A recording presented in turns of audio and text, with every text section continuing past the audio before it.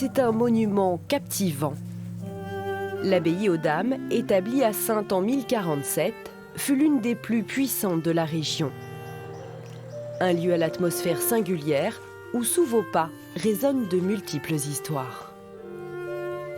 Le portail, c'est vraiment un joyau de l'art roman saintongeais. Il date du XIIe siècle. Et ce qui est assez remarquable, ce sont les créatures foisonnantes, notamment sculptées sur les chapiteaux et puis sur les voussures. Sur ce chapiteau,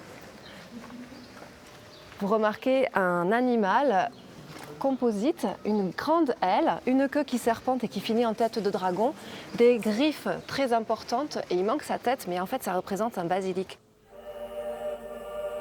Une créature légendaire à qui l'on prêtait le pouvoir de pétrifier.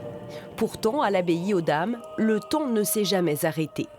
Dans l'église, toutes les époques se superposent, depuis le Moyen-Âge, les grands incendies du XVIIe siècle, jusqu'à la réquisition de 1808, qui fit du site une caserne militaire. Il faut imaginer que juste au-dessus des chapiteaux, il y avait un grand plancher pour le dortoir de tous les soldats qui étaient ici. Et ils ont percé de grandes ouvertures pour pouvoir avoir de la lumière dans leur dortoir au premier étage.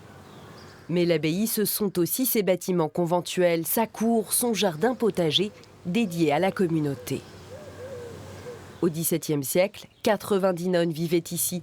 Elles finançaient en partie leur indépendance en assurant l'éducation de jeunes pensionnaires. La plus célèbre fut la future Madame de Montespan, qui devint la maîtresse de Louis XIV.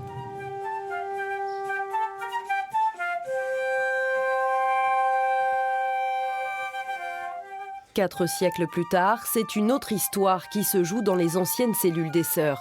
Un récit fait de soupirs, de bémols et de dièses.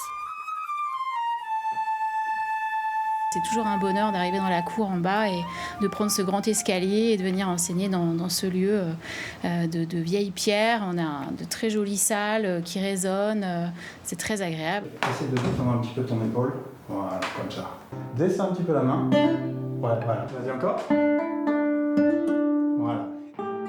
Il y a 35 ans, le conservatoire municipal a investi une partie des bâtiments. L'abbaye aux Dames s'est muée en une cité musicale où se côtoient instrumentistes professionnels et amateurs. Je trouve ça cool quand même de voir que les lieux, avec l'histoire qu'ils ont, ils changent au fur et à mesure du temps et je trouve ça super intéressant. Voilà, de voir que du coup actuellement on est plus justement dans de la musique, etc. alors que c'était plus silencieux avant, quoi. Des lieux inspirants où naissent toujours les vocations. Au fil des siècles, l'abbaye s'est tournée vers l'extérieur pour devenir un espace de création et de partage.